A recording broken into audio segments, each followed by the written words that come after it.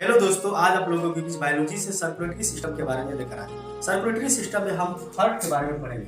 Heart को हम हिंदी में क्या बोलते हैं बाबू?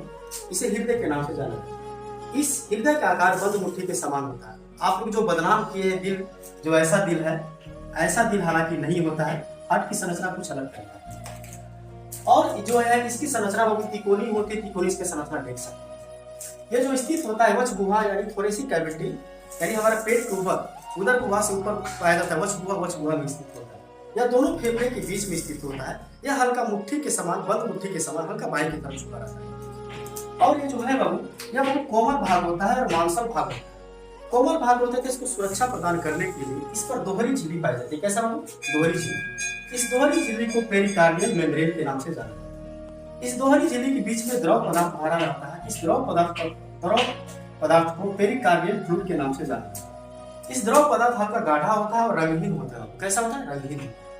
उसके बाद देखते हैं कि इस हृदय के बीच में एक हड्डी की तरफ होता है। इसे सेप्टम के नाम से जाना जाता है। किसके नाम से?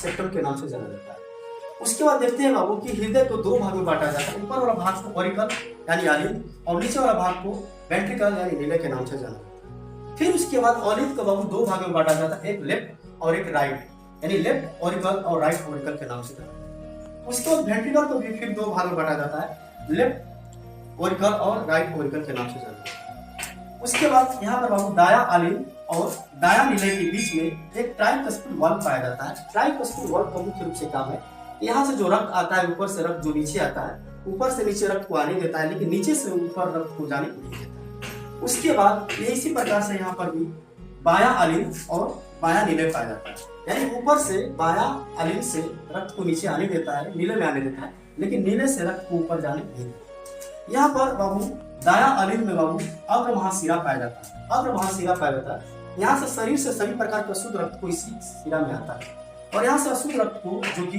नीले में आता है। और नीले से बाबू यहाँ पर एक पल्मोनरी आर्क यानी जिसे पल्मोनरी यानी फुसफुस चाप के नाम से जाना जाता है। और फुसफुस चाप आगे जाकर के दो भागों में बढ़ जाता है।